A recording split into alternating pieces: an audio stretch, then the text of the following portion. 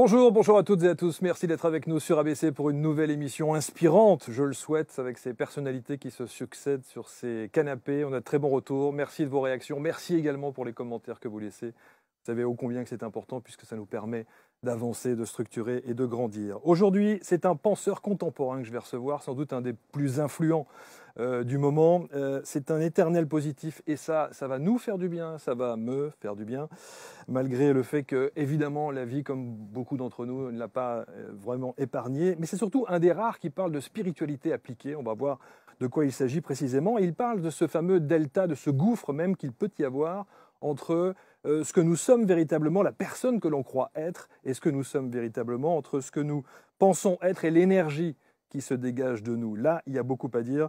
Si vous suivez régulièrement ces enseignements au travers de ces masterclass et autres conférences, vous savez de quoi je parle et vous aurez peut-être, grâce à cette émission, des pistes qui vous permettront d'approfondir ce qu'il vous dit depuis quelques années maintenant. Et puis si vous le découvrez, eh bien, vous allez là aussi peut-être réfléchir, commencer un petit travail d'introspection qui est ô combien nécessaire par les temps qui courent lorsqu'il s'agit de gérer nos émotions, qu'il s'agit de gérer nos énergies, nos mémoires cellulaires, entre autres. On va donc faire un voyage à l'intérieur, si je puis dire, et je suis très très content vraiment d'accueillir sur ABC Talk TV Monsieur Franck Lobvé. À tout de suite.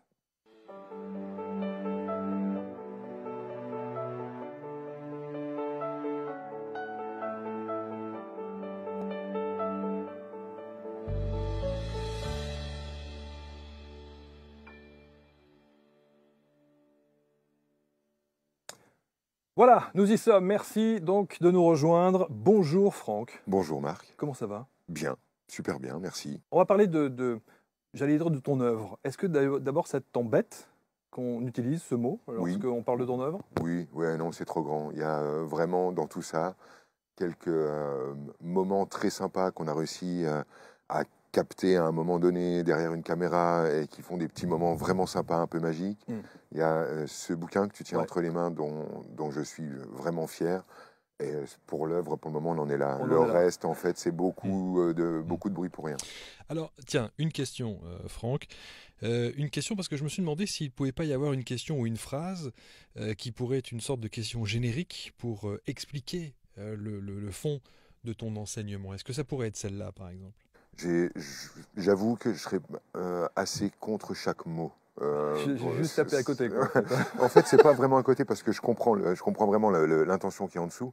En fait, ce qui va me gêner d'entrée de jeu, c'est évidemment la meilleure, dans la mesure où la meilleure sous-entend l'idée de se connaître d'une manière totale et complète, chose qui n'arrivera pas. Dieu merci, nous continuerons d'avoir des parts inaccessibles en nous, une part inconsciente, une part subconsciente, on l'appellera comme on veut.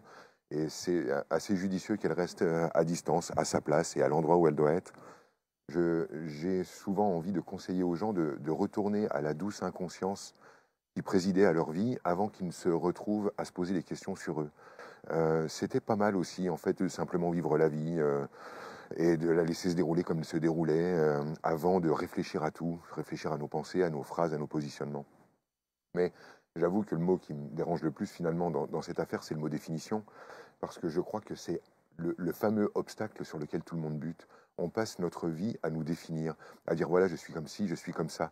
Et en fait, cette façon de vouloir se définir restera une façon de, au fond, essayer de se vendre, d'avoir une image à exporter, quelque chose qu'on veut présenter au monde en leur disant voilà qui je suis, aime ça s'il te plaît. Et plus je vais chercher à me définir, plus je vais me rapetisser. Parce que finalement, pour moi, un humain, c'est un être multifacette dont on n'aura jamais tous les tenants et les aboutissants, tellement c'est complexe et immense. Et vouloir le définir, c'est vouloir le rétrécir, quoi qu'il arrive. Alors, est-ce que ça veut dire que tu as une phrase, quand même, qui pourrait résumer, symboliser l'ensemble de ton travail, puisque ce n'est pas celle-ci?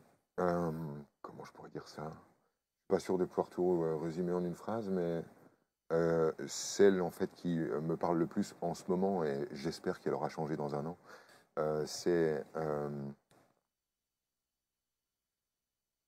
tu as la vie que tu es. Et pas tu as la vie que tu as. Non, voilà, tu as la vie que tu es. Et si je veux encore concentrer cette phrase, je pourrais dire tu es la vie. C'est-à-dire tu n'as pas une vie, tu n'es pas en vie, c'est toi la vie en expérience. Mais pour qu'on comprenne ce que je veux dire, c'est ça. Tu as la vie que tu es. C'est évidemment très philosophique. Et alors, quand on lit l'ensemble de tes ouvrages, il y a des sujets qui pourraient être parfaitement exploités au bac philo par l'éducation nationale. Quand tu dis, par exemple, la certitude du jour est-elle l'obstacle de demain? Vous avez 3 heures. Non, mais c'est ça. Ouais, bah écoute, moi j'ai pas pris 3 heures, j'ai pris 3 ans à chaque 3. fois. Mais c'est vrai que c'est très compliqué parce que je suis un gars qui a vraiment justement cherché à obtenir des certitudes parce que je voulais que ma vision soit indubitable, qu'elle soit solide, que je puisse la défendre, que je puisse convaincre. Ouais. C'était important pour moi d'avoir trouvé le truc que Confucius n'avait pas trouvé, parce que j'ai un orgueil qui n'est pas du tout démesuré. Et du coup, oui, j'avais cette quête de certitude et je me suis aperçu effectivement que chacune de mes certitudes me bloquait pour simplement aller chercher l'information d'après, pour continuer d'ouvrir le champ. Et que finalement, la posture du doute, celle en fait dont on nous parle quand on nous parle de science, de ces scientifiques qui utilisent le doute comme étant la ressource leur permettant de chercher, en fait, je fais mien cet adage, douter, c'est bien plus puissant que la certitude. Alors, on va voir ce que tu proposes dans ce dernier ouvrage qui s'appelle Ton autre vie aux éditions Erol. Et alors, tu sais qu'en préparant cette émission, j'ai commencé à préparer cette émission en faisant l'inverse de ce que tu préconises. C'est-à-dire que je me suis mis la pression à double titre. La première pression que je me suis dit, c'est que d'abord, on sait que tu es clairvoyant. Tu le dis d'ailleurs ouvertement. Hein, tu dis, j'ai toujours été considéré comme quelqu'un d'assez perché, très très haut. Et que tu es extrêmement sensible et notamment que tu perçois facilement les énergies qu'on dégage et les énergies des lieux dans lesquels tu vas. Et je me suis posé cette question de savoir si l'énergie de ce plateau allait susciter quelque chose chez toi et si possible, quelque chose de positif. Ça dégage quelque chose. Alors moi, je ne cherche jamais ce qui est positif ou pas. Tu le ressens. Je ressens et je ne me demande jamais en fait si ce que je ressens est positif ou pas. Vraiment, c'est un truc qui est sorti de ma façon de... C'est comme c'est. Et vraiment, ça reste à cet endroit-là. Mais tu peux qualifier cette émotion. Ah, mais je peux qualifier. Quand j'arrive ici, il y a un panneau en 4x3 au-dessus du studio qui est écrit « Pour vivre heureux, vivons cachés ». Et voilà l'énergie, en fait, qui est ici. Ouais. On se met dans un endroit en retraite, dans un endroit où on ne va pas venir nous faire chier. Et à cet endroit-là, on va pouvoir développer des idées que le monde ne veut pas forcément entendre maintenant. Et il y a vraiment cette énergie. Pour vivre heureux, vivons cachés. Tu as vraiment le sentiment que le monde n'a pas envie de partager ça maintenant, ou en tout cas n'est pas prêt? Moi, j'ai plutôt le sentiment qu'il y a cette autre ouverture d'esprit, ce changement de paradigme dont on parle énormément, et on a quand même le sentiment qu'il y a une vraie prise de conscience là-dessus, et qu'on en a envie en plus. J'ai conscience de cette énergie qui circule, et je ne souscris pas à cette vision. Je ne pense pas que le monde s'ouvre de plus en plus. Je ne pense pas que les consciences s'ouvrent de plus en plus. Je pense que les gens qui travaillent dans ce domaine le voient de plus en plus. En fait, on est juste face au phénomène classique de quand tu es enceinte, tu vois des femmes enceintes partout, tu achètes une bagnole rouge, tu vois des bagnoles rouges partout, tu es sur l'ouverture de conscience, tu vois de l'ouverture de conscience partout. Donc ça l'a toujours été? Je pense que ça l'a toujours été. En fait, cette planète, c'est ça sa proposition. Ici, on vit tout ce qu'on veut et ça n'a pas commencé hier ni avant-hier. Mais effectivement, les gens qui nous écoutent, eux, sont face à une réalité où les gens se posent de plus en plus de questions et où on a le droit de prononcer les mots énergie et amour sans tout de suite être taxé d'être un gourou avec une plume dans le derrière. Donc c'est plutôt agréable de voir que dans le monde dans lequel on navigue, on peut s'exprimer. Mais non, je pense que la plupart des gens restent sur comment je vais pouvoir vaincre la vie, me mettre à l'abri de la mort en réunissant amour, gloire et beauté dans les temps impartis. Et je ne crois pas que le monde souffre plus que ça. Et il y a un autre truc aussi dans ta phrase, sur lequel évidemment je réagis immédiatement, c'est cette croyance, si tu veux, qui traîne dans les milieux ésotériques, spirituaux, gogo-spirituels, qui est la croyance que le monde n'est pas encore prêt. Et alors ça, j'adore cette posture éminemment... orgueilleuse de quand le monde pensera comme je pense, tout ira mieux. En déni complet, en fait, de la véritable merveille qu'est ce monde. Parce que sous-entendre, en fait, que tout ira mieux quand les consciences seront éveillées, signifie en creux quand même qu'on considère que ce monde ne fonctionne pas comme il devrait. Et moi, j'ai vraiment regardé le truc d'une manière totalement inverse. Je me suis dit, attends, on va dans l'infiniment petit, tout est parfait. Tu prends un microscope, tu regardes, tu parles avec des mathématiciens, des physiciens, des biologistes, tu parles avec eux, creuse, va avec eux. Tout le monde te dit, on est face à un ordonnancement parfait. On a du mal à comprendre comment une telle intelligence peut être à l'œuvre. On prend un télescope, on regarde dans l'infiniment grand, on tombe sur les mêmes infos. Tout est parfait à tous les étages. Il n'y a pas une erreur dans cet ensemble mathématique, dans ces courbes, dans ces ellipses, dans ce mouvement. C'est d'une splendeur incroyable. Et au milieu de tout ça, tu as l'humain qui lui, en fait, s'est carrément mis au-dessus de tout ça en disant, non mais nous, on est au-dessus de la nature, on est avec la nature, et nous, on est tellement au-dessus de tout ça que nous, on peut même être imparfait. Partout où on pose les yeux, tout est parfait, mais nous, non. Et non, là, il faudrait un petit peu qu'on recadre le truc. Soit, en fait, le monde est imparfait et effectivement, on peut attendre tranquillement que les consciences s'ouvrent pour qu'ils deviennent parfaits. Soit, en fait, il est parfait et ça ne nous plaît pas. C'est-à-dire, ce type de perfection ne nous plaît pas. Et moi, je suis plutôt là-dessus. C'est-à-dire que si aujourd'hui le monde est parfait, waouh, ça fait un peu chier. Oui, et pourquoi clair. ça fait un peu chier? Parce que si on est exaucé, si effectivement on vit dans le monde que nous désirons, si effectivement ce qu'on observe du monde ne fait que parler de nous, ah ben oui, là ça fait un peu chier. On préfère se dire non, non, non. Ce qui se passe, c'est que le monde n'est pas prêt, mais moi, je suis arrivé. La Attention, nuance, la nuance est immense. Et la nuance est immense. Alors, je te disais que j'avais à double titre, c'est pas toi, hein, Non, à non. double titre, Je pourrais te passer quelques photos de mon fils qui lui ressemble. Qui ressemble à un petit gamin blond qui est heureux de vivre, mais ça pourrait marcher. Ouais. On parlera justement de la famille tout à l'heure, on parlera de l'éducation, du rapport qu'on a à nos enfants, la manière dont effectivement on les éduque aujourd'hui. Le papa que je suis, évidemment, ça m'a parlé, tout ce que tu préconises. Et donc je disais qu'il y avait l'énergie des lieux auxquels tu es véritablement sensible. Et la deuxième réflexion que je me suis faite, qui m'a mis un peu la pression, je me suis dit, et s'il avait raison? Et s'il avait raison sur tout ce qu'il dit? Et s'il avait raison sur tout ce qu'il préconise et tout, parce que je sais que je mesure chaque mot parce que je sais combien les mots ont une importance chez toi. J'allais parler de cette espèce de sagesse que tu pouvais avoir, qui doit être une agression pour toi aussi. Ça va, j'arrive à le respirer. J'arrive à le respirer. C'est comme quand tu as dit clairvoyant tout à l'heure. Il y a un truc chez moi qui dit ah ouais bon allez laisse faire, ça va. On s'en fout du mot. Mais pourtant tu le dis, tu l'as dit toi-même. Oui, c'est une façon de regarder ce qui se produit. On peut appeler ça de la clairvoyance. D'autres pourraient appeler ça encore autrement. Parce que c'est trop ésotérique? Oui, et puis parce que simplement ça sous-entend un truc du type j'ai un truc qui m'est tombé dessus et que les autres n'ont pas. Alors que sentir, tous les humains l'ont.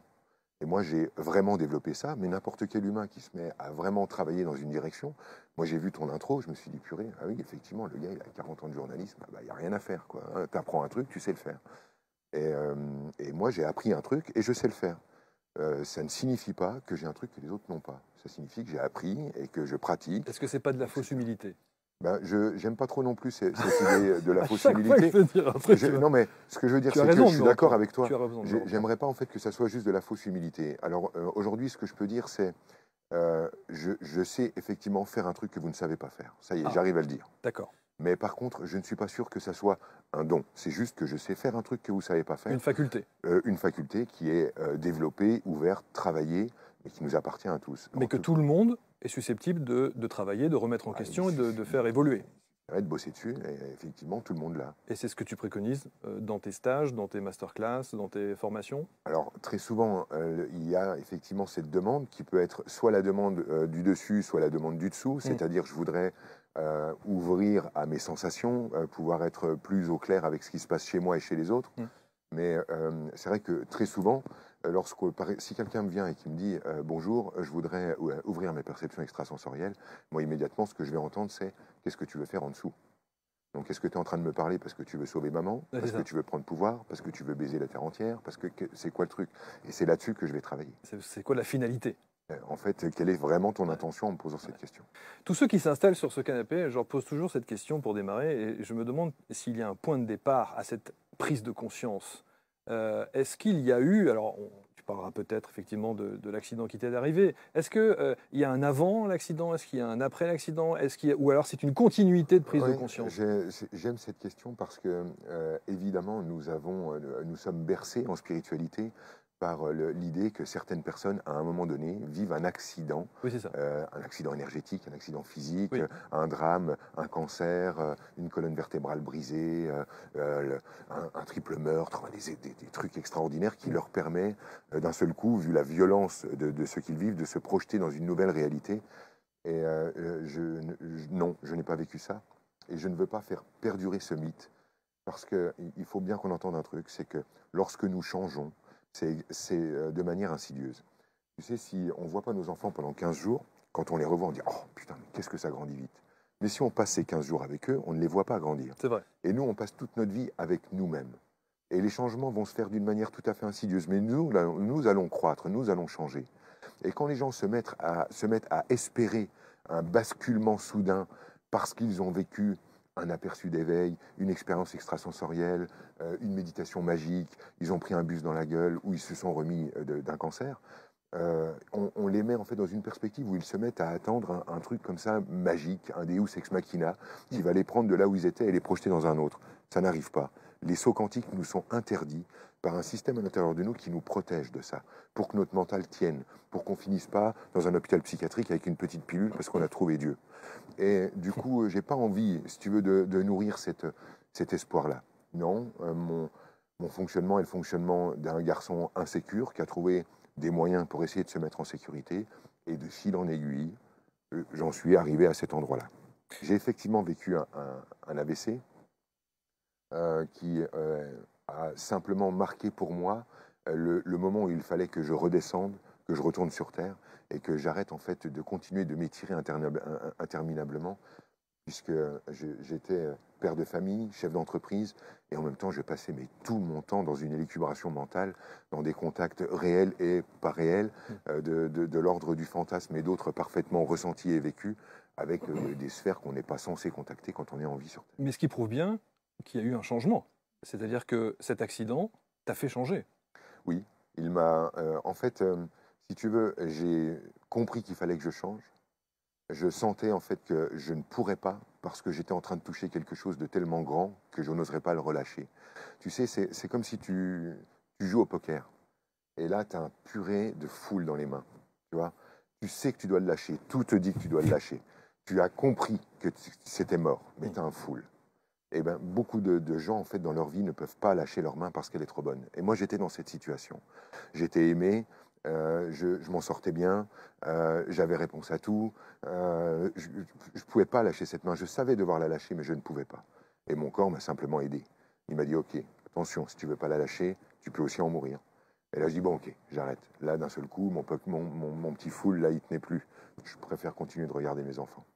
Sur l'histoire des accidents, en tout cas dans notre vie, cet instant T qui fait que parfois tout bascule et qu'on a envie effectivement de se lancer dans autre chose ou de s'ouvrir à autre chose, médiatiquement parlant, on a le sentiment quand même qu'on a besoin de cette crédibilité-là, médiatiquement, pour exister, pour que ces conférenciers, pour que ces auteurs, pour que toutes ces personnalités puissent exister. C'est-à-dire que quelqu'un qui arrive, qui n'aurait pas eu un accident comme celui-ci ou un drame dans sa vie, on lui apporterait moins de crédibilité. Bien sûr. En fait, c'est ça qui est en dessous. C'est donnez-moi le mensonge dont j'ai besoin pour que d'un seul coup, je puisse vous écouter, que vous redeveniez légitime. Et moi, j'ai un avantage et j'ai qu'une seule légitimité aujourd'hui, Marc. C'est que j'ai cherché, c'est pour ça que j'ai prononcé les mots clairvoyants, etc. au début de mon parcours. J'ai cherché à être légitime dans le monde de la spiritualité. Et dans le monde de la spiritualité, si tu veux être légitime, il faut des perceptions extrasensorielles. Donc, ok, pas de problème, je suis passé par cette porte-là. Mais aujourd'hui, quand je te parle, quand je perçois l'énergie chez toi, je la perçois avec mes yeux, c'est ce que tu me dis, c'est ce que je vois, c'est ce que je déduis, c'est mon intelligence, c'est le mentaliste en moi, et puis il y a d'autres informations. Elles viennent d'où? Elles sont physiques, non physiques. Aujourd'hui, je ne trie plus. Je n'ai plus besoin de ça. Je n'ai plus besoin d'être légitime. Ma légitimité est faite. J'ai reçu 15 000 personnes. Quand tu as reçu 15 000 personnes, que tu aies un talent ou pas, tu les as reçus. Clairement. Tu as une banque de données, de vécus, d'histoires qui fait que la seule légitimité, c'est est-ce que ton discours est pertinent ou pas. Et c'est ce qui me permet de me tenir à distance et de dire tant pis si je n'ai pas le truc dont vous auriez besoin pour me rendre légitime. Moi, en fait, tu parles avec moi, soit ça te paraît pertinent et ok, ça marche, soit ça te paraît complètement farfelu et laisse tomber. Voilà. Parce que tu dis que tu as toujours eu la trouille de ne pas être aimé, la trouille de ne pas être validé, et que cette visibilité de personnalité que tu as, d'homme public, ou tu dis même semi-public, te pose un problème, presque. Évidemment, parce que faut bien imaginer que puisque j'ai démarré mon parcours par le monde de la spiritualité, dans lequel en fait tout le monde est sur le pouvoir mais doit se le cacher, Donc, c'est des égos qui doivent dire qu'ils n'en ont pas, c'est très compliqué. Moi, je suis un homme de pouvoir, j'aime l'argent, j'aime le confort, j'aime le succès, et je devais attaquer ma carrière sans jamais parler de ça. Donc, c'était. Et on a le droit d'avoir les deux.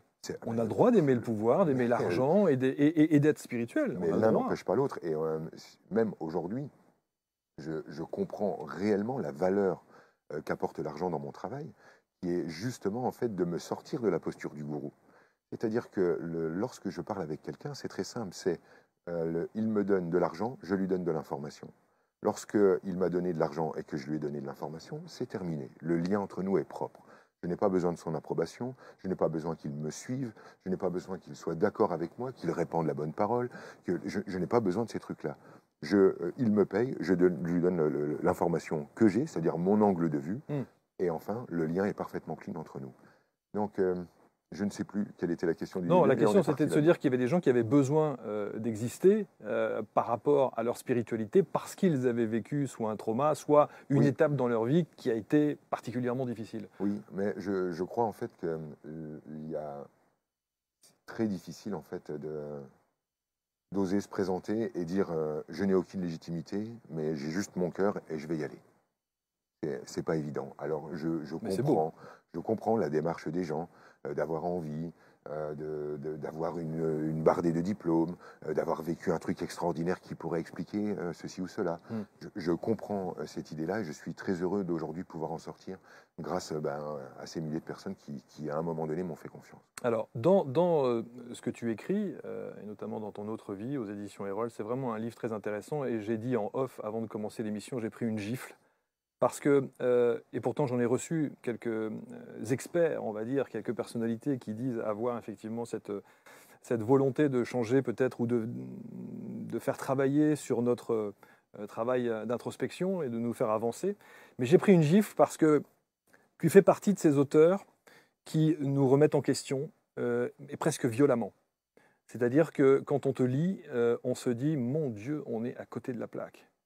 Et qu'il y a un gros travail à faire. Et est-ce que ça voudrait dire que ça fait 50 ans que je me trompe? Oui et non. Le chemin qu'on va prendre pour se rencontrer n'a aucune importance. Tu ne peux pas t'être trompé, puisque en fait, depuis que tu marches dans la direction de Marc, et à la fin, tu vas le rencontrer, vous allez tomber dans les bras l'un de l'autre, et vous aurez vécu une vie. Donc, il n'y a pas la moindre erreur. Après, effectivement, quand on regarde ma façon de regarder les choses et ma façon de regarder le développement personnel, effectivement, je ne crois pas que travailler sur soi... T'es pas tendre d'ailleurs sur le développement personnel. Pas tendre dessus, mais en même temps, je le sais nécessaire. C'est-à-dire que je sais en fait à quel point c'est important à certains moments dans une vie d'avoir quelqu'un qui a le cœur ouvert, les oreilles ouvertes, qui va te regarder franchement, t'écouter franchement, prendre soin de toi. Et il y a cet aspect thérapeutique, on ne peut pas l'évacuer, on ne peut pas jeter le bébé avec l'eau du bain. Le développement personnel apporte ce truc incroyable qui est des gens avec d'autres gens qui se font du bien. Par contre, l'idée du développement personnel, c'est-à-dire de cette idée de la motivation, de devenir autre, tu disais, d'avancer, ça je veux remettre ça en cause. Je pense que travailler sur soi n'aboutit pas à un changement de soi, mais à un déni de soi. Voilà, c'est vraiment ce que je pense. Je pense que nous n'avons pas à travailler sur nous. Nous ne devons pas nous améliorer, nous ne devons pas nous affiner, nous ne devons pas élever notre vibration, nous ne devons pas nous nettoyer, nous ne devons pas nous purifier.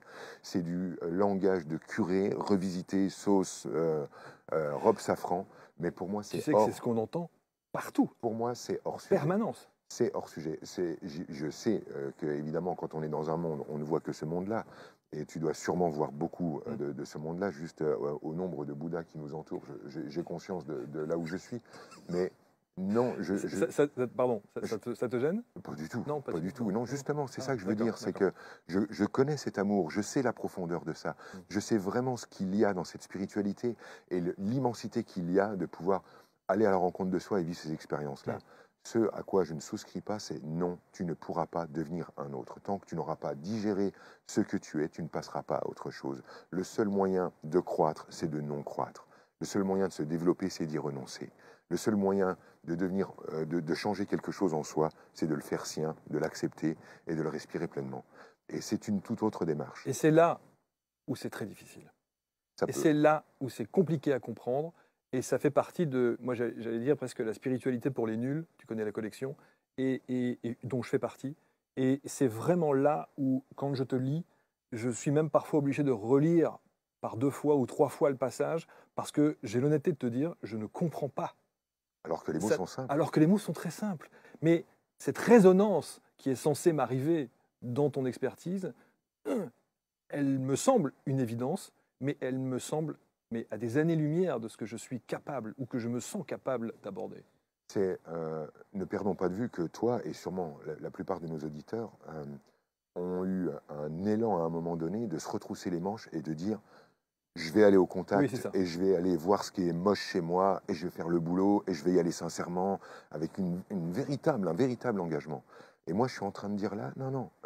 En fait, c'est votre besoin de faire des efforts qui est la fausse piste. Vous êtes dans une démarche. Moi, je suis dans une non-démarche.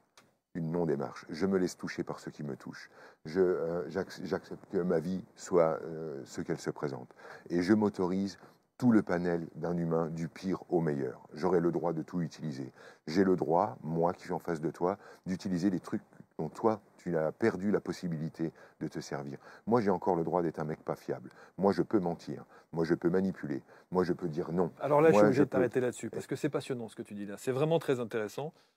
Quand on enseigne et qu'on entend son instructeur, ou en tout cas la personne qui nous délivre son savoir, nous dire j'ai le droit d'être un manipulateur, j'ai le droit de mentir, je veux dire, on pourrait s'imaginer que c'est antinomique, on pourrait s'imaginer que c'est un paradoxe et que ça n'a pas lieu d'être. Comment Mais- quelqu'un qui enseigne peut dire un truc pareil? Mais permets-moi de te retourner la question à l'envers. Comment tous ces milliers de gourous ne peuvent pas avoir la franchise de dire ce qu'ils sont en train de faire? Que sont-ils en train de faire, si ce n'est en fait prendre ton petit cœur et jouer avec lorsqu'ils te racontent que tu vas devenir une meilleure personne? De quoi on est en train de parler?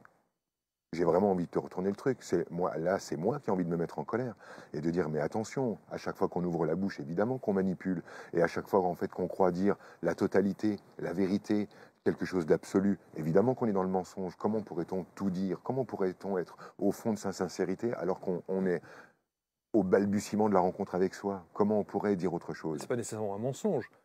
Alors, si c'est par omission, appelons comme on veut. Mais en fait, moi, quand je parle de mensonge, c'est parce que il y a des moments dans la vie où ce qui est important, là, dans la situation, c'est de poser un mensonge. Et les gens le font tout le temps. Allô, tu viens ce week-end, là, pour Pâques? Il y a ta sœur qui vient et elle vient avec Roger. Ouais, non, ouais, c'est super, ouais. Donc, ta mère t'appelle et te pose cette question. Tu vas dire quoi, Marc? Est-ce que tu as déjà répondu à ta mère? Non, je ne serai pas là à Pâques cette année, maman. Pourquoi? Pour rien. Juste pour rien, maman. Allez, passez un bon week-end. Hein. Au revoir. Voilà. Non, Tellement vrai. non. Au moment-là, tu vas lui dire je ne peux pas et tu vas lui devoir lui servir une raison.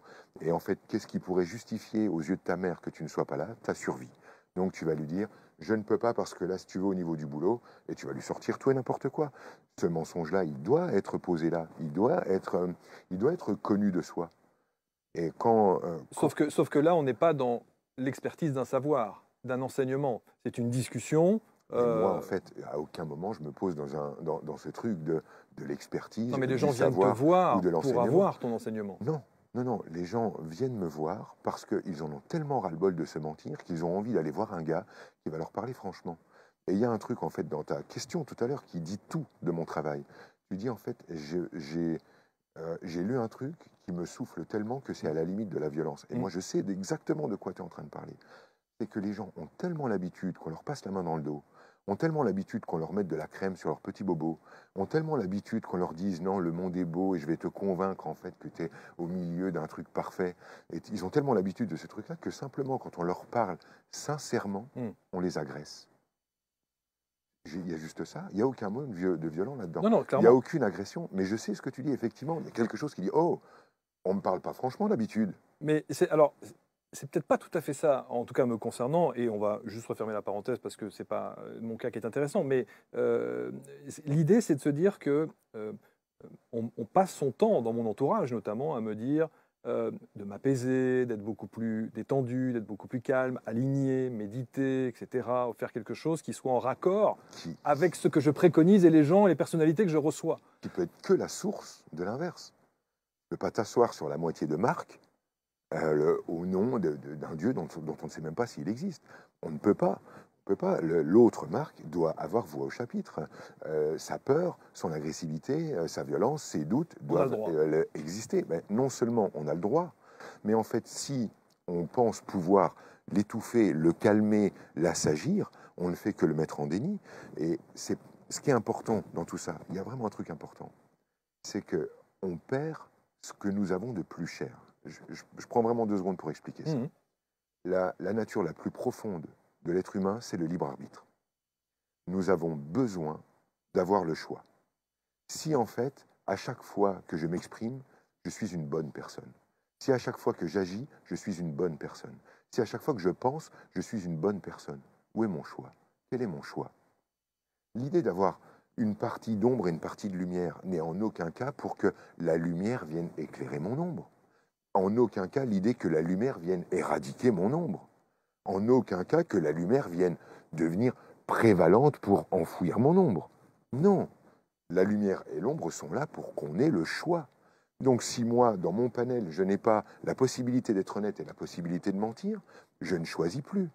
J'abdique de ce que j'ai de plus profond, mon sentiment de libre arbitre. Et discute avec les gens, ceux qui sont versés dans l'amour ou ceux qui ne sont pas versés dedans, ils te diront tous la même chose. Ce qui les emmène dans le questionnement, c'est la sensation d'étouffer, c'est la sensation de manquer de liberté. Et cette liberté chérie, celle qu'ils sont en train de rechercher partout, elle est sous leur nez. C'est la liberté de choix. Tu as le choix entre être le pire et le meilleur. Garde ce choix toujours frais, garde ce choix toujours disponible. Il ne s'agit pas d'enterrer les choses, mais de les connaître. Il y a en Franck un parfait monstre et un homme extraordinaire. Je veux garder ces 2 versions de moi tout à fait disponibles, fraîches, pour que je puisse être un homme qui choisit, donc un être libre. Certains pourraient penser que c'est aussi une solution de facilité que de se dire je suis soit l'un, soit l'autre, j'ai le droit d'être l'un ou l'autre, l'un et l'autre, et donc j'ai pas d'effort à faire, puisque de temps en temps j'oscille entre l'un et l'autre. Oui. Et dans ta phrase, on retrouve la notion de la facilité et de l'effort. Et là, on retrouve bien le judéo-chrétien avec « souffre, tu se rapproches de Dieu ». Moi, je ne pense pas, en fait, dans ce monde que je décrivais comme parfait, que l'idée de souffrir, faire des efforts, chercher à grandir, travailler sur soi, etc., soit forcément une piste. Mais je pense effectivement qu'on nous a vendu ça. Souffre, tu se rapproches de Dieu. Et en même temps, j'opposerais à ça si c'était facile d'oser être un type décevant, de reconnaître son incompétence, de reconnaître sa trouille, ce serait peut-être plus pratiqué que ça. Et c'est là où tu interviens, au travers notamment de tes ouvrages et de celui-ci, hein, Ton autre vie, aux éditions Erol, que tu considères comme, tu le dis, c'est une sorte d'outil de travail, c'est une boîte à outils qui permet justement de commencer à faire ce travail d'introspection, en tout cas de se poser les bonnes questions. Alors, j'ai cherché à le faire justement d'une toute autre manière, c'est-à-dire, j'aurais parlé 1 heure avec toi de dire non, je suis vraiment désolé, Marc. Non, mais c'est-à-dire qu'en fait... Mais je passe un vraiment bon moment. mais tu t'es planté sur toute... Non, c'est pas planté, juste en fait, j'affine pour que... Oui. Moi, je sais que tu as capté. Je voudrais juste qu'effectivement, ceux qui nous regardent comprennent le truc. Ce livre n'est pas un outil parce qu'on ne va pas travailler. Ce livre n'est pas un moyen de commencer un travail sur soi, car on ne va pas faire de travail sur soi. Il se fait indirectement. Ce livre est un chemin. Tu ouvres, tu lis le premier chapitre, tu n'en ressors pas de la même manière. En tout cas, moi, c'est ce que je veux mettre dedans. C'est ce que j'ai souhaité faire. J'ai écrit ça avec ma femme. On a pesé chacun des mots. Je voudrais qu'à la 5e lecture, on dise « mais c'est pas possible, j'avais pas lu ça avant » et qu'on puisse le reprendre autrement. Mais j'aimerais en fait que justement il soit lui aussi un non-effort, qu'il puisse simplement nous emmener d'un endroit tranquillement vers un autre endroit d'une manière tout à fait douce et qui ne nécessite pas, en fermant le bouquin, de se dire « ok, il faut que je dois ». On puisse rester tranquille. Ce qui est assez incroyable quand on t'écoute, quand on te lit, c'est ce côté, on a parfois, si on devait imaginer et imager les choses, on a le sentiment qu'il y a le Franck en chair et en os qui est en face de moi, puis il y a l'autre Franck qui est à côté qui l'observe. et qui, de temps en temps, lui dit, voilà, fais ci, ou fais ça, ou tu as fait ci, ou tu as fait ça. On a l'impression que tu t'observes en permanence, en fait. C'est ce qui donne cette sensation, c'est que j'ai décidé d'accepter l'idée que j'étais un être multifacette et que donc il ne fallait pas que je me considère comme un individu mais comme une équipe. Donc effectivement, il y a cette sensation qu'ils sont plusieurs chez lui. Oui, c'est ça. Hein. Mais voilà, je me considère comme ça. Par contre, je vais peut-être être décevant, mais je ne surveille pas mes mots, je ne médite pas, je devrais manger mieux, je ne travaille pas sur moi, je ne fais aucune activité spirituelle, aucun travail spirituel, je n'ouvre pas de bouquin spirituel, je ne fais pas ces trucs-là. Ça, c'est incroyable. Ça ne m'intéresse pas, j'ai compris, ma quête est terminée, je sais exactement ce que je suis venu faire là. Je suis venu pour faire l'expérience d'être Franck et je ne peux pas la rater, je ne peux pas passer à côté, je ne peux pas cesser d'être moi. Donc tant que je suis dans ma vie et moi, je suis au bon endroit, au bon moment. Et pour moi, ça n'est plus une idée, mais une réalité. Donc tout ceci s'est arrêté il y a déjà un moment. Donc non, il n'y a plus de flic au-dessus de ma tête pour me dire t'es bon, t'es pas bon, fais ceci, fais cela, pense comme ci, pense pas comme ça. C'est terminé. Par contre, oui, j'ai gardé et j'ai ramené de mes expériences ésotériques cette conscience aiguë chez moi. Je sais que la matière et la non-matière, le physique et le non-physique se répondent. Et oui, je suis conscient d'être avec des multiparts de moi. Mais là, je te le dis parce qu'on est chez toi. Ouais. Je me garderai ça de poser ça dans d'autres médias. Il y a une notion qui est très intéressante aussi et qui m'a beaucoup interrogé et qui me questionne sur l'état présent et l'état désiré. Et tu dis comment conjuguer en un seul instant, c'est-à-dire cet état présent dans lequel on se trouve, et l'état désiré de, par définition, celui que l'on désire. Oui. Ça, c'est une notion qui est intéressante. Oui, en fait, alors ce qui m'intéresse là-dedans, une fois qu'on aura lu et compris en fait ce que je veux dire par là, c'est que, bon, résumons, hein, on a l'état dans lequel nous nous trouvons, très souvent l'état dans lequel on aimerait se trouver lorsque on aura bien travaillé sur soi et qu'on aura bien fait le boulot et que Dieu sera à nouveau de notre côté. Hein, mais bon, en gros, il y a cette espèce d'écart et ce gouffre entre l'état présent et l'état désiré. Mais moi, ce qui m'intéresse surtout, c'est que j'ai remarqué qu'il y avait moyen de déclencher chez nous un état d'être tout à fait particulier lorsqu'on conjuguait ces deux instants en un seul. C'est-à-dire lorsque je me mets à prononcer une phrase toute simple comme mon état présent et mon état désiré. Ce que je souhaite le plus être au monde, c'est ce que je suis maintenant. Et quand on arrive à faire en sorte que cette phrase sonne juste pour nous, on se retrouve dans un état d'être tout à fait particulier qui, pour moi, est la disponibilité énergétique la plus puissante pour que tout redevienne fluide. Ainsi, sans vouloir, résumer, voilà, pour résumer. Et cet état d'être, là, cette disponibilité énergétique, je la touche donc lorsque je suis capable de dire que je suis maintenant, là, ça me convient. Je n'ai plus envie de me développer, je n'ai pas envie, je ne me sens pas bloqué, j'ai pas de blocage. Pourquoi j'ai pas de blocage? Parce que quand je suis à cet endroit-là, comme je ne veux plus aller ailleurs, comme il n'y a plus de désir de mouvement, je ne peux plus être bloqué. Le blocage et le mouvement sont les deux faces de la même pièce. Chaque personne qui veut faire un mouvement trouve un blocage. Et c'est assez marrant parce que c'est ça le vrai fond de commerce du développement personnel. C'est je te dis que là où tu es, tu pourrais être mieux. Tout le monde dit, mais ouais, mais bien sûr, je dois m'auto-saboter. En fait, je devrais être une grande prêtresse ou un super acteur. Mais bien sûr, là, il y a un problème. Donc, on crée chez toi un désir de mouvement. Dès que tu veux rejoindre cet endroit-là, mouvement et blocage étant les deux faces de la même pièce, tu te retrouves très vite avec, ah oui, mais j'ai un blocage. Donc là, on va chercher, c'est à cause de papa qui m'a pas aimé, maman veut pas que je vive, c'est mon ex qui m'entrave, je dois avoir une mémoire qui... Et ça, c'est le business du développement personnel. C'est pour ça que le développement personnel oublie complètement de nous dire, et si tu arrêtais de te développer? Et si ce que tu étais était parfait? Et si la clé, en fait, n'était pas vers l'extérieur, mais effectivement vers l'intérieur, c'est-à-dire, tu es plein, tu es fini, tu es total, tu es parfaitement au bon endroit.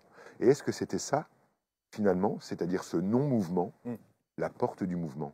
Moi, je crois en fait qu'on peut devenir quelque chose dès qu'on y renonce. Et donc, l'idée est toute simple. Quand je suis Franck, ainsi, et tel que tu me vois, je ne suis pas un mec complet. C'est-à-dire que j'accepte d'être petit et grand, beau et moche, comme on l'a dit tout à l'heure, par exemple, honnête et fourbe, etc. Et tous ces trucs qu'on pourrait polariser. Mais j'accepte aussi d'être un homme blessé. Je ne suis pas un type stable. Je ne suis pas un type solide. Je suis un type avec ses fragilités, avec ses failles, avec sa misogynie, son sexisme, avec ses peurs, ses trouilles. Je suis un truc cassé et j'aime ça. Je laisse plus personne toucher à ma blessure. Il n'y a pas un gourou qui va se pointer et me dire « Ah bah toi, le problème, il est là et je vais te le régler. » Mais fous-moi la paix. Ma blessure est à moi. Ma blessure, c'est Franck. Et ma blessure, c'est Franck, au même titre que ma force, c'est Franck. Et personne touche à ça. Certains pourraient dire que c'est aussi une solution de facilité. Une fois de plus. Et alors, ils ont un problème avec la facilité dont je Mais fais ça veut preuve dire dans que la tu ne vie. remets rien en question pour le coup alors. Faites ce boulot-là de vous prendre tel que vous êtes. Faites ce boulot-là en fait d'avancer avec vos blessures à cœur ouvert. Faites ce boulot-là en fait d'ouvrir à la vulnérabilité et d'arrêter de prendre l'autre pour un ennemi. Faites ce boulot-là en fait d'accepter de sortir de la croyance que vous vivez dans une loterie où vous pouvez tomber sur des bonnes et des mauvaises personnes. Faites ce boulot-là et on verra en fait si finalement la facilité dont je parle est si facile. Cela dit, cette disponibilité énergétique, cet état d'être dans lequel je me retrouve lorsque je me prends tel que je suis, est effectivement la disponibilité la plus probante pour que enfin se produise quelque chose dans ma vie qui ne se produisait pas l'instant d'avant. C'est fou à quel point lorsque j'ai renoncé, les choses ont enfin démarré. Ça, c'est une phrase importante. Ben oui, on la connaît pourtant, Oui. mais il s'agit en fait là de l'appliquer. Et alors, on se dit, parce que beaucoup, en nous écoutant, vont se dire, c'est extraordinaire, voilà un homme heureux. Il est heureux parce qu'il ne passe pas son temps à se demander comment il va. Je suis heureux et malheureux, Marc. Il y a plein de moments où je suis malheureux. Tu sais, tu m'aurais pris avant-hier, je rentre du boulot, j'étais en masterclass. Je suis en train de parler avec ma femme. Il y a mon petit bout qui est en train de jouer dans un coin. Et puis, la télé est allumée et elle déroule son truc. Et vient le journal. Et là, évidemment, on ouvre sur l'Ukraine. Et je regarde Vanessa, je lui dis, bon, on se fait une tranche. Elle sait de quoi je parle, elle dit, ok. Et on regarde le truc 5 minutes. 5 minutes, juste le temps de prendre une grande claque. Juste le temps de pleurer pour nos frangins humains qui sont en train de flipper là-bas. Juste pour être avec eux. Juste pour, au moins, parce que c'est ce qu'on leur doit, regarder le truc en face et vivre le truc. Et dans ce moment-là, je suis malheureux. Mais j'ai pas envie de changer de ça. J'ai pas envie d'être heureux au moment-là. J'ai aucune envie de bien-être au moment-là. Je veux avoir mal avec eux, au moins un petit peu, quoi. Au moins, et c'est la plus juste décence, au moins avoir un peu mal avec eux, quoi. C'est quoi ce truc de bien-être? C'est quoi ce truc de mieux-être? On s'est mis où, quoi? On s'est mis où pour se mettre dans ce délire? On a vu, en fait, ce que vivent les gens. On ne pourrait pas juste accepter d'être heureux et malheureux et de se rappeler, en fait, qu'on ne connaît nos moments heureux que fonction de nos moments de souffrance et juste garder, une fois de plus, cette fraîcheur-là. Donc non, je ne suis pas un homme heureux, je ne suis pas un homme malheureux, je suis les deux. Et c'est ça, en fait, qui fait ce que tu ressens. Alors, il y a quand même quelque chose sur lequel on doit évidemment revenir et qu'on doit approfondir, c'est quand on t'entend, quand on écoute ce que tu dis, qui résonne et qui m'impacte vraiment beaucoup, je me mets à la place du papa que je suis, et donc du papa que tu es, et de la manière dont on doit aborder tout cela avec nos enfants. Tu as dit quelque chose, tu as dit mes enfants sont très libres mais ils ont un cadre. Ou l'inverse, ils ont un cadre et je leur laisse une grande liberté et j'espère qu'ils vont même dépasser ce cadre et transgresser ce cadre. Ça aussi, c'est quand même une notion extrêmement abstraite. Comment arriver à mettre en place quelque chose comme ça? Cette notion-là, comment la concrétiser? Oui, c'est très simple. C'est très simple. Lorsque vous avez commencé de vous poser des questions en spiritualité, vous avez désiré faire un mouvement. Quand vous avez commencé de désirer faire un mouvement, vous avez trouvé un blocage. Quand vous avez trouvé un blocage, vous avez levé les yeux vers papa et maman et vous avez dit « à cause d'eux, je me sens empêché ». Ensuite, vous avez eu des enfants et vous vous êtes dit « je vais être un meilleur parent que mes parents et moi, mes enfants ne seront pas entravés ». Donc vous avez fait des nouveaux parents qui ont formé des enfants rois, puis des enfants dieux, qui sont des enfants qui n'ont aucune limite, puisque vous avez pensé que vos souffrances venaient des limites de vos parents, qui à mon avis était une fausse piste. Donc vous avez élevé vos enfants dans une largeur d'esprit immense. Et le truc, c'est que vous leur avez tout permis, sauf un truc, qui est mourir. Parce que vous êtes donc tu seras ingénieur ou balayeur, je t'aimerai quoi qu'il arrive. Que tu sois comme ci ou comme ça, je te prends comme tu arrives. Et vous avez développé cette magnifique spiritualité de dire à l'autre, quoi que tu fasses, tu es mon petit génie, tu es mon petit trésor, et quoi que tu fasses, je t'aimerai toujours et quoi qu'il arrive. Tu as juste une interdiction. Tu n'as pas le droit de prendre le risque de mourir. Donc c'est normal. Et donc on a posé ce cadre-là.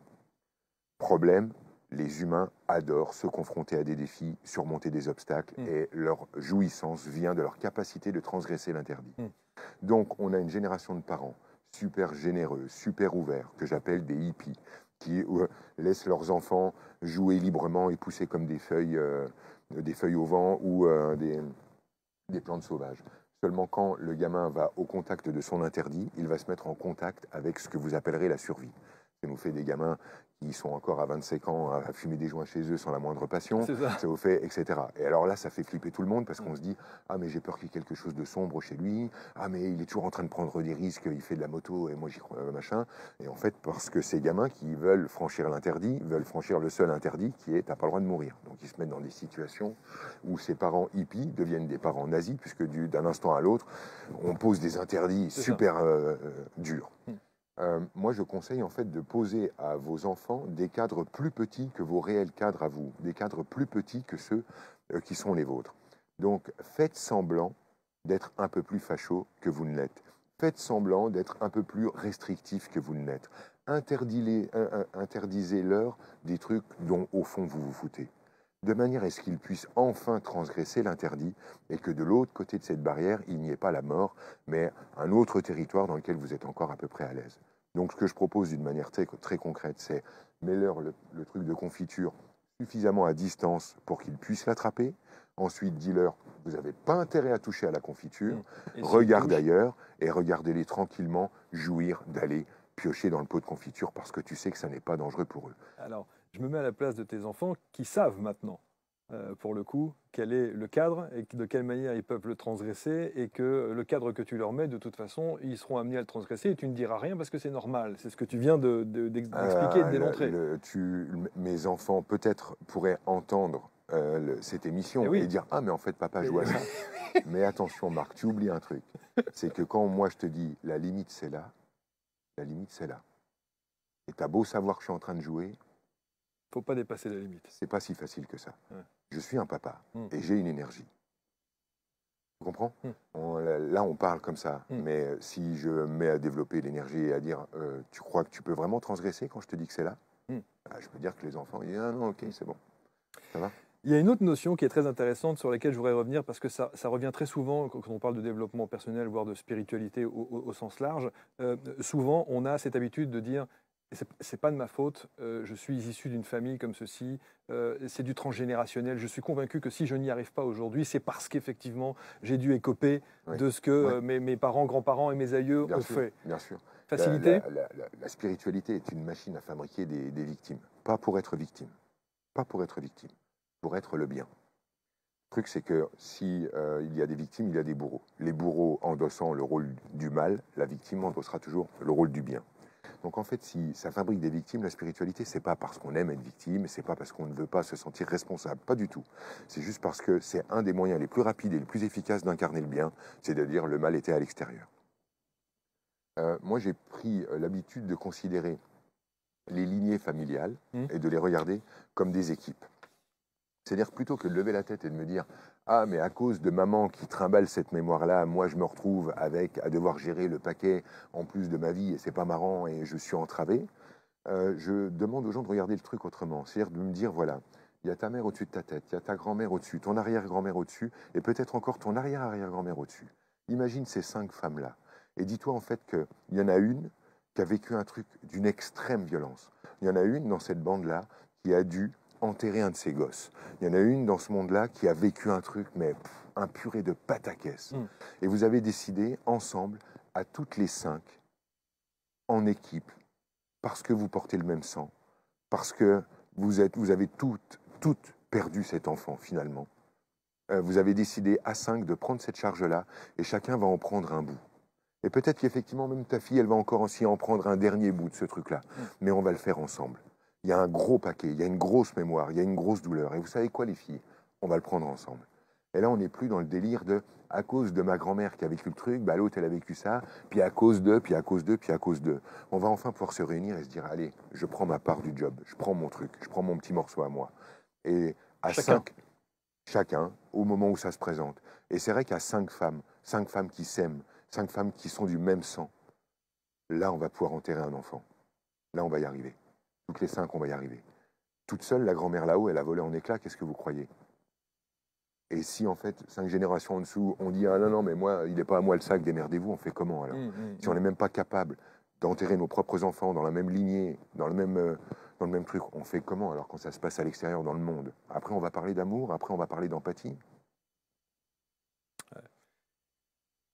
J'ai des images évidemment qui me viennent quand tu évoques tout ça, ça me parle, ça me bouscule, ça m'interroge, je trouve ça absolument fascinant et je me dis qu'en même temps, effectivement, il va falloir, c'est le en même temps, alors je sais qu'il ne faut pas. Le en même Ah non, temps. moi je suis chaud pour. Ah non, non, ça c'est ça, le oui, en oui. même temps, c'est les chroniqueurs politiques Oui, qui ont trouvé en fait ça chez Macron en disant ah là là, bah oui, bah lui c'est facile parce que de toute façon c'est tout ou rien. Moi je pense en fait que Macron avec cette phrase-là, il était juste en train de lire l'énergie du moment. On est dans le en même temps. Aujourd'hui, tu peux être un homme et une femme en même temps. Aujourd'hui, tu es victime et pas victime en même temps. Aujourd'hui, tu as tout pouvoir sur ta vie et en même temps, tu n'en as pas. Et non, cette phrase, elle a beaucoup plus de sens. Elle est profonde. Elle est profonde. Alors, je voudrais qu'on te présenter 8 mots qui vont s'afficher sur l'écran et en une phrase, ce que ça évoque chez toi. Alors, moi, dès que je vois famille, c'est humanité. C'est pas nécessairement ta famille restreinte. Non, non. C'est l'humanité. C'est directement ça qui me vient. C'est l'humanité. Dès que j'ai famille.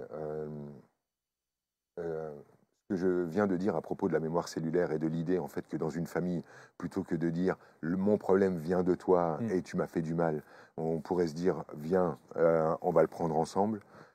J'ai ce même truc avec les humains. Si on était capable de... Quand il y a un gamin qui meurt quelque part, si les humains étaient tous capables de se dire on a perdu un gosse, nous, l'humanité, là on vient de perdre un fils, et que tout le monde pouvait simplement le sentir, la personne qui a perdu ce fils-là, en fait, serait soulagée de son chagrin dans la seconde. C'est comme si la poche de chagrin, elle n'était pas uniquement destinée à celui qui est en train de vivre l'horreur, mais qu'elle était partageable. Mais nous avons pris une telle habitude d'une fausse étanchéité, de faire semblant, en fait, de ne pas être de cette famille, qu'on en oublie ces fonctionnements énergétiques si simples et qui nous permettraient de vraiment mieux vivre l'affaire. En tout cas, famille, ça m'envoie là. Science. Alors, science, ça m'amène sur cette double sensation. J'adore la science et en fait, ce que j'adore dedans, ce sont les scientifiques.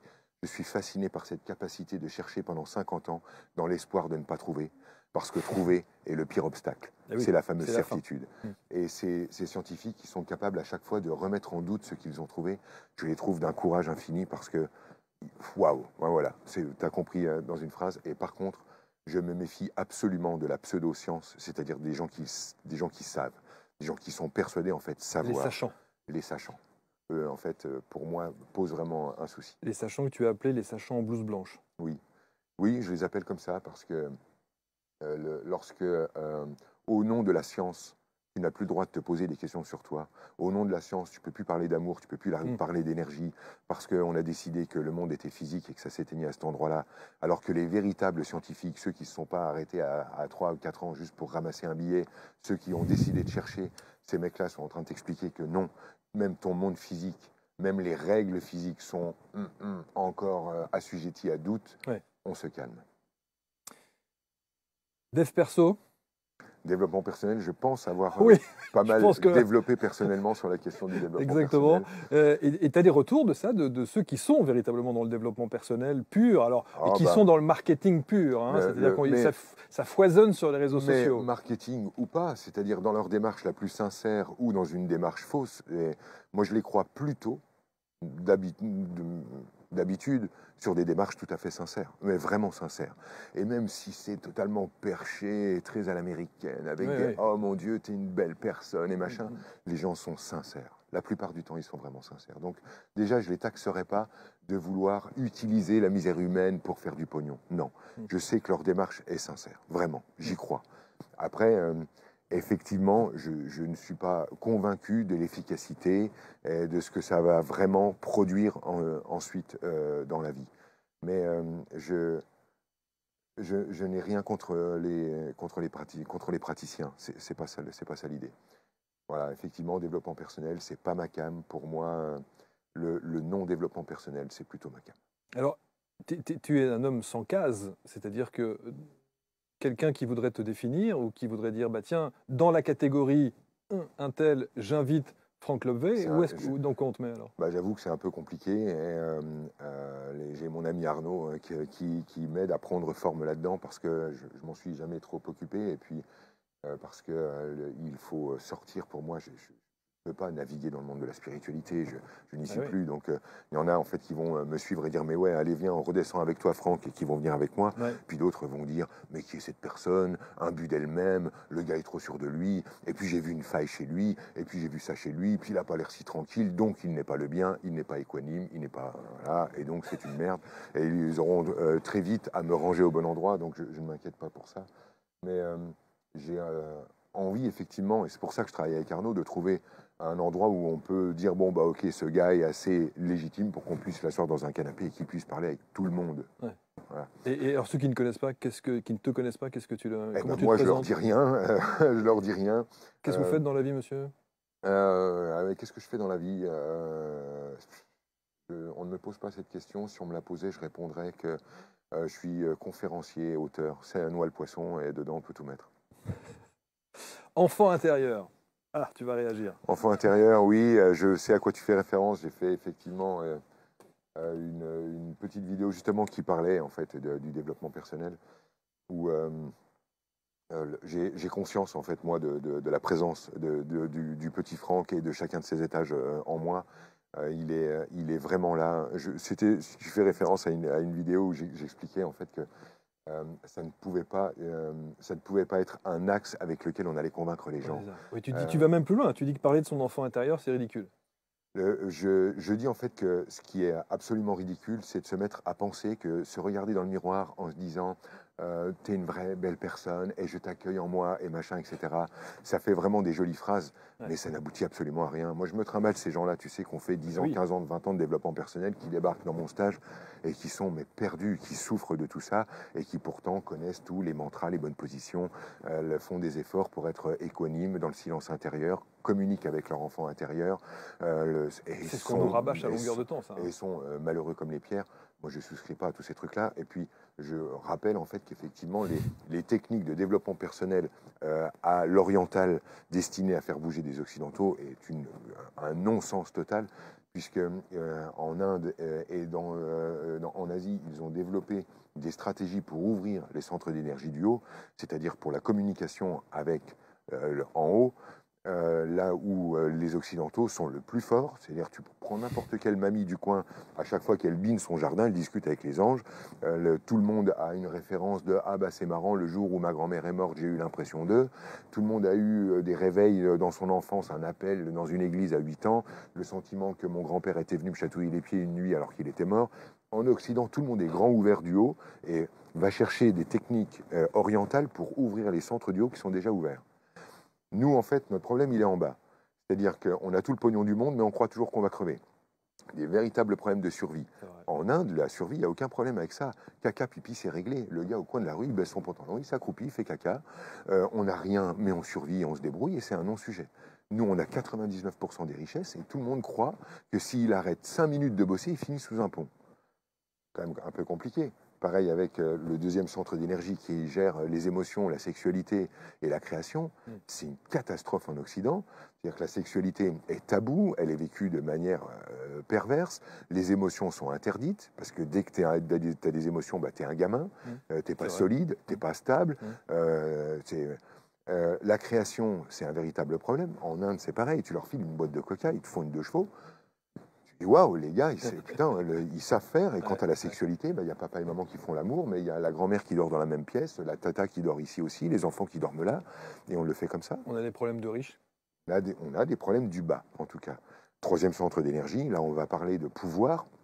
Le pouvoir, l'animal en nous. Alors nous, on vient de se fader 2 millions de judéo-chrétiens, on nous a expliqué que tout ce qui était animal, c'était de la merde chez nous. Donc il fallait absolument se purifier, se nettoyer, etc.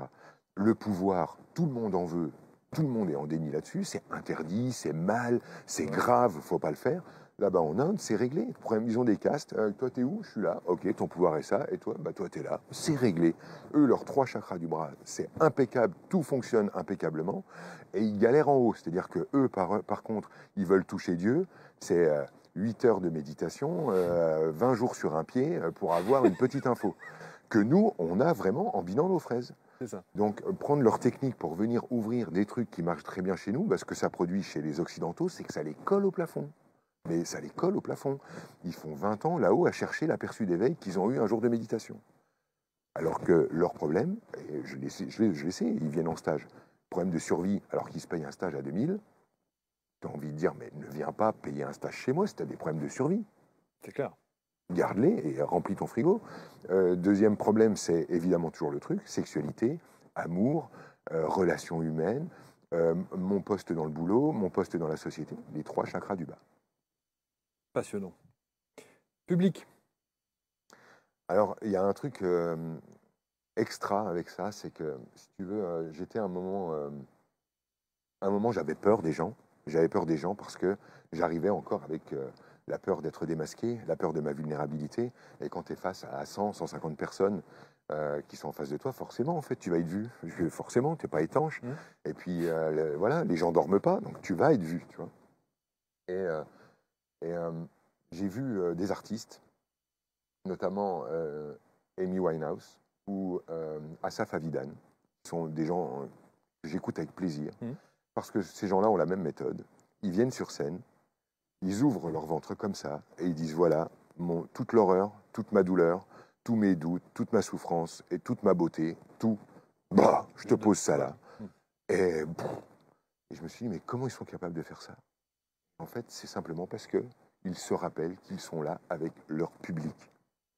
Et ça a tout changé. Je me suis dit, mais détends-toi, tu parles à ton public, à des gens en fait qui ont envie de parler avec toi. Et mon public m'a ouvert. Mon public m'a permis en fait d'oser être moi, mais d'une manière splendide. T'apporter. Oui, absolument. Confiance. C'est un truc que j'aime pas trop. Parce que j'ai cru comprendre. Pour moi, la confiance, effectivement, renvoie les deux, hein, c'est toujours les deux. Hein. Après, j'aborde toujours plutôt le contre-pied parce que j'aime bien être le gars qui a le contre-pied. Mais le truc qui me gêne avec la confiance, si tu veux, c'est que la confiance est une espèce de prérequis nécessaire à un monde hostile. Si le monde est délétère, si tout le monde est contre moi, si la Terre est habitée par des tarés, si je vis dans ce monde-là, effectivement, je vais avoir besoin de beaucoup de confiance. Si par contre, je change d'angle de vue et que j'arrête d'avoir l'impression que le problème, ce sont les autres, il me faut de la confiance. Pourquoi? La confiance, si tu veux, ce qui me gêne dedans, c'est que dès que je vais chercher sur le dessus, c'est-à-dire en manière consciente à obtenir de la confiance, à l'étage du dessous, je suis en train de dire, j'ai pas le niveau, j'y arriverai pas, ils vont me faire mal, etc. J'aime bien arriver dans un endroit où la confiance ou la défiance, la confiance ou la méfiance ne sont plus un sujet. Je m'en fous. Je vais récolter ce que je suis, et si je suis agressé, bah, ça me permettra de reconnaître l'agresseur chez moi, la violence cachée chez moi, des versions de moi. Si ça se passe bien, bah, c'est super, ça me permettra de me reconnaître comme étant un mec super. Mais je vais arrêter en fait de penser que l'autre est d'abord un obstacle, que l'autre est d'abord un ennemi. Et le pire, Marc, c'est dans un couple. Tu voyais en fait comment dans un couple les gens parlent de confiance, c'est l'endroit où il devrait ne pas y avoir de confiance. Je n'ai pas confiance en ma femme. Parce qu'elle n'est pas une menace ambulante. Elle ne fait rien contre moi. Je n'ai pas besoin d'avoir confiance en elle. Avoir confiance en toi, c'est te dire, bon, a priori, tu vas me planter un coup de couteau dans le cœur, mais allez, je parie que ça ne va pas arriver cette fois. J'ai confiance. Non, non. Elle n'est pas mon ennemi. Elle ne me veut pas de mal. C'est fou parce que ça remet en question, tu remets en question tous nos acquis. Hein. Tous les fondamentaux. Hein. Merci, merci. J'essaye de faire ça. Je suis content que ça prenne autant d'importance chez toi. C'est fulgurant. Merci. Parce que c'est pour ça que quand je dis qu'on prend une gifle, clairement, on prend une gifle en te lisant, en t'écoutant et en se disant, il ne s'agit pas de boire tes paroles, il s'agit simplement d'essayer de les mettre en perspective sur nos vies actuelles et sur nos vies au quotidien. Ce qui n'est pas simple. C'est pas simple. Mais il y a un truc qu'il ne faut pas perdre de vue. Comme je le disais à l'instant, j'aime bien exprimer le contre-pied. Oui. Mais en fait, dans mon monde, qui n'est plus un monde binaire où les choses sont soit ceci, soit cela, mais je suis plutôt partisan du en même temps, ça signifie que je suis capable de dire que la confiance peut poser problème, et je suis en même temps capable de dire à quel point la confiance est un sentiment splendide. Sentir qu'on est en sécurité. Regarde là, j'arrive ici, je vois, toi, l'équipe, le cadre, immédiatement, je me sens en confiance. Et c'est un sentiment très agréable. Donc, il ne faudrait pas faire de mon discours un nouveau discours binaire à l'envers. En fait, je suis plutôt en train d'intégrer la part qu'on avait pris l'habitude de rejeter dans notre désir de vivre dans un monde binaire où on savait quelle était notre place. Alors, dites-moi quel est le camp du bien, comment je dois me comporter, c'est où pour être une bonne personne. C'est ici. Pense comme ça, prends ces mots, utilise-les, tu seras le bien. Et moi, je suis juste en train de nous dire, les gars, si maintenant qu'on est tous le bien, ça vous irait qu'on reprenne aussi le reste? Et donc, du coup, oui, je suis capable de dire à quel point l'espoir pose problème. L'espoir est grave, c'est grave l'espoir. C'est parce que les gens avaient encore un peu d'espoir qu'on a pu les faire monter dans des wagons pour les emmener à Buchenwald. S'il n'y avait eu aucun espoir, personne ne serait monté dans ces wagons. Si le filet d'espoir te dit peut-être que là-bas, ou peut-être que sur le chemin, ou peut-être que... Et donc il y a de l'espoir. Dès qu'il y a de l'espoir, on peut vivre pendant une éternité des situations parfaitement révoltantes contre lesquelles on pourrait s'insurger d'une seconde à l'autre s'il n'y avait plus d'espoir. Et en même temps, l'espoir. Combien de personnes pourraient te dire, mais heureusement, il me restait un filet d'espoir et j'ai survécu. Et donc on voit en fait que, si tu veux, les choses sont vraiment polarisées. Et que en elles-mêmes, l'espoir contient en lui-même le pire et le meilleur. Ça n'est pas t'as l'espoir et t'as le désespoir en face. C'est l'espoir pose problème et l'espoir est splendide.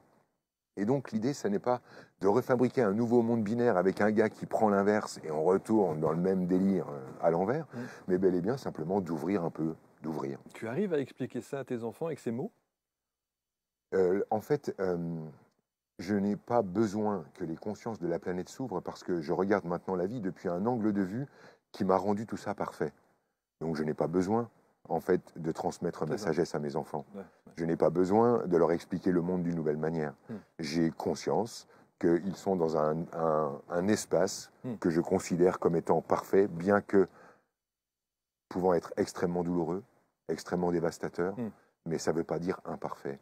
La douleur et le désarroi ne devraient pas être enlevés du tableau. Le tableau est aussi parfait avec ça.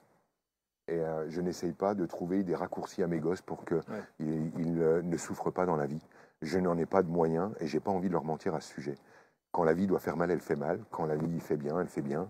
Et franchement, il n'y a pas d'endroit où se cacher. Je n'ai pas envie de leur vendre qu'il y a un endroit où se planquer. Donc, mes enfants grandiront avec le père qu'ils ont. Certitude. Certitude, je vois que tu fais référence à cette idée qu'effectivement, chaque certitude de l'instant peut devenir l'obstacle d'après. Je conseille juste cette respiration, c'est-à-dire savoir quand on a trouvé un truc qui arrange tout dans notre tête, une idée qui dit mais oui, mais ouais, mais alors du coup, ah mais voilà, et ça explique ceci et cela. Sachez en fait qu'il va falloir la relâcher un moment parce qu'elle deviendra l'obstacle. Tu sais par exemple, tu parles avec une nana de 2005. Où on en est là dans le moment. Et elle découvre en fait que sa mère n'a jamais vraiment osé vivre sa vie, qu'elle fait du chantage émotionnel, qu'elle vit sa vie par procuration sur la tête de sa fille, et qu'au fond, sa mère, peut-être, aimerait bien que sa fille ne jouisse pas trop, parce que du coup, ça serait une forme de loyauté, la mère se sentirait un peu moins mal. Bon, elle a trouvé ça en 2005. Quand elle l'a trouvé, c'est une pièce de puzzle qui a tout expliqué dans sa vie. Mais vraiment, j'ai déjà vu des gens toucher ça et dire mais voilà, mais ça explique tout. En fait, je n'ose pas être grande parce que j'ai peur d'abîmer maman. Et puis en fait, finalement, maman vit sa vie par procuration, machin. Et puis peut-être qu'inconsciemment, je suis en train d'attendre que ma mère meure pour oser vivre ma vie, etc. Ça lui a tout expliqué au moment-là. Mais cette certitude, si elle n'est pas capable aujourd'hui de la relâcher et de voir le truc autrement et de se dire mais peut-être en fait que non, le truc de ma mère, c'est que Elle s'en foutait d'être grande, elle. Et moi, avec mon désir d'orgueil, je voulais absolument être grande. Mais peut-être qu'en fait, on est sur un autre truc. Si elle n'est pas capable de relâcher son truc, bah, elle sera simplement victime de sa mère jusqu'à sa mort. Alors, une certitude d'un moment éclaire tout, remet en perspective, donne de quoi se reconnaître et apprendre à s'aimer, et cette certitude doit être relâchée. Voilà ce qui sort pour certitude. Ouais, mais ça me parle très clairement. Et je voulais qu'on termine sur ces fameux 8 mots, qui est un petit rituel dans l'émission, avec ce mot-là, l'Ukraine. L'Ukraine et surtout sur la notion, alors je sais que si je te lance là-dessus, tu pourrais y rester pendant quelques heures, du bien et du mal. C'est une notion qui est importante. Tu dis quand on cherche à éradiquer le mal, on cherche à éradiquer le bien. Un mot, l'Ukraine. Tu en as parlé tout à l'heure un petit peu, effectivement. Un petit peu. Un des nombreux exemples qui vont continuer de se succéder, qui vont bientôt confondre la notion de bien et de mal, d'ombre et de lumière.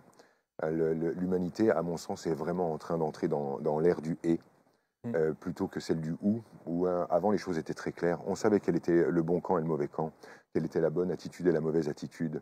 On savait exactement, la certitude était très claire. D'ailleurs, nos grands-pères étaient tellement sûrs de comment il fallait éduquer un enfant qu'ils pouvaient leur donner des coups, puisque eux savaient exactement comment il fallait se comporter. Tout ceci, voilà, ça passe, une fois c'est bien, une fois c'est mal, une fois c'est bien, une fois c'est mal. Une fois de plus, on est face à un homme qui dit, depuis qu'il est au pouvoir, je parle de Poutine, qui dit non, là les gars, vous êtes en train de délirer. Non, les gars, là, vous avez vrillé. Non, vous n'avez pas le droit de venir démocratiser. Non, vous n'avez pas le droit de nous dire comment nous allons penser. Non, vous n'avez pas le droit à cette ingérence. Non, vous n'avez pas le droit d'approcher. Attention, je vais faire chier. Et le gars, de là où il regarde, de là où il est, il n'incarne pas le mal. Il est le bien en marche. Il est le bien répondant à son besoin de faire valoir ses droits, de se faire reconnaître, de se faire respecter. Il est le bien en marche, de là où il regarde. Et nous avons en face, nous, qui sommes le bien en marche, avec cette conscience de la guerre, de ses conséquences, etc. Et une fois de plus, le bien fait face au bien, et dans son désir de vaincre, va agir en étant le mal. Donc, voilà où on en est, et je reste à distance après de toute actu. Oui, oui, absolument. En tout cas, c'est vraiment, c'est passionnant. D'abord de te lire, de t'écouter. Évidemment, on pourrait y rester pendant encore une bonne heure. Comment est-ce que, pour terminer, Franck, on doit aborder ton livre? De quelle manière est-ce que celui qui décide de l'acheter demain doit commencer à... Alors, moi, je sais que la bonne disposition, le truc sympa, c'est d'ouvrir ce livre et de se dire, je vais le laisser faire, je vais le commencer et je vais aller au bout. Donc, je vais suivre le flow. Et si ensuite, la sensation dans laquelle je me trouve ne me convient pas, si ça me gonfle, si je sens que ça me... parle pas. Pas que ça me parle pas, mais carrément en fait que ça me dérange. Ouais, si j'en veux pas, oui, je le jette. Je le fous je cale une armoire avec et je passe à autre chose. L'idée en fait c'est plutôt que à chaque pas du bouquin se dire mais il est qui pour dire ça? Mais d'où elle sort son info? Et pourquoi machin? Et au lieu en fait de reposer tous les 2 mètres la question de ma légitimité, de pourquoi je dis ça et d'où je sors l'info et comment je l'ai machin. Ça c'est du vécu. Pourquoi en fait pas simplement laisser le truc se dérouler et puis voir s'il n'y a pas un truc qui s'arrange dans ta tête. Dans ta tête, combien sommes-nous? Ton autre vie aux éditions Erol, c'est vraiment un livre très intéressant qui ne vous laissera, j'en suis convaincu, pas indifférent. C'est le livre de Franck Lobvé. J'ai d'ailleurs diffusé les autres. Je vais demander à Tim de les mettre aussi, puisqu'il y a celui-ci. Un homme debout, un mot, vite fait. Bon, un homme debout, c'est quelqu'un qui vient m'interviewer en 2016. Ça dure une après-midi. Donc c'est juste une interview d'une après-midi. Un petit flash d'un morceau de Franck Lobvé qui répond à quelqu'un qui est collé au plafond. dont la perspective est les extraterrestres vont-ils débarquer pour ramener de la lumière sur la Terre, Ah oui. hein, en gros. Donc moi je réponds à ça pendant une après-midi.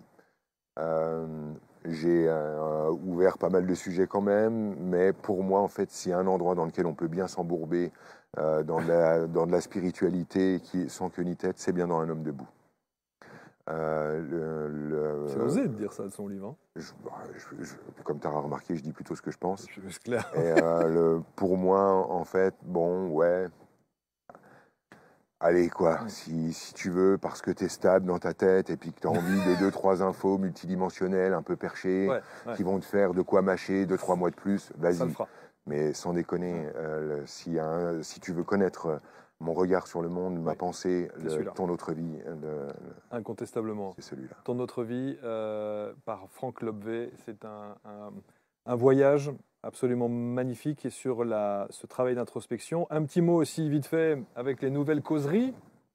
Oui. C'est ton rendez-vous tout ceci change au fur et à mesure, évolue. Vous voyez ici sur cette image Arnaud, avec qui je travaille, qui m'emmène beaucoup à me découvrir dans des nouvelles facettes, à m'exprimer d'une autre manière, et qui trouve les moyens les plus simples, les plus efficaces pour toucher du monde, pouvoir... l'idée n'est même pas tant de propager, mais tu sais qu'à chaque fois que je dis un mot, c'est oui, jamais le bon. Je le sais, mais c'est incroyable. C'est parce que je sais en fait ce qu'on pourra faire. Moi, tu sais, je suis toujours branché sur ce qui va se passer après-demain et ce qu'on va faire de ce que tu es en train de dire là. Et derrière propager, il y a le gars qui pense avoir la bonne parole. Et il y a le missionnaire en marche. Alors j'ai la tonsure, mais je ne suis pas en mission.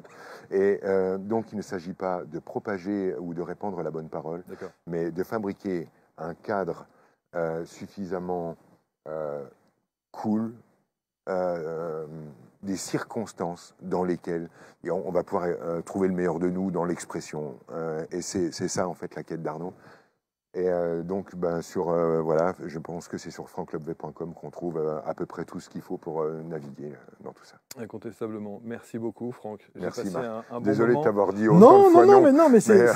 Mais tu sais, ça fait partie de la remise en question et ça commence par là. Et effectivement, quand tu travailles une émission et que, au fur et à mesure qu'on évolue dans cette émission, j'ai changé par rapport à la préparation en elle-même déjà, tu vois, et à la lecture du livre. Donc, ce travail commence, c'est déjà une bonne chose. En tout cas, merci pour ta souplesse d'esprit parce que c'est un plaisir de sentir qu'on peut dire non. Tu vois, et il y a plein de gens à qui on ne peut pas le faire, où il faut faire 3 ronds de jambes avant, et c'est super direct entre nous. J'ai passé un bon moment. C'est partagé en tout cas. Merci à tous. On aura le plaisir évidemment de lire vos commentaires, et j'espère qu'ils seront nombreux pour nous dire un petit peu ce que vous avez pensé de cette émission, de nos émissions en règle générale. ABC Talk TV se veut un média inspirant, encore une fois avec une grande humilité et avec les moyens du bord, comme l'on dit, mais on avance. Et on essaie de proposer de belles choses avec justement ceux et celles qui viennent se succéder sur ces canapés. Passez une belle journée, une belle soirée, quelle que soit l'heure à laquelle vous regardez l'émission. Et on se retrouve très bientôt sur ABC. Salut.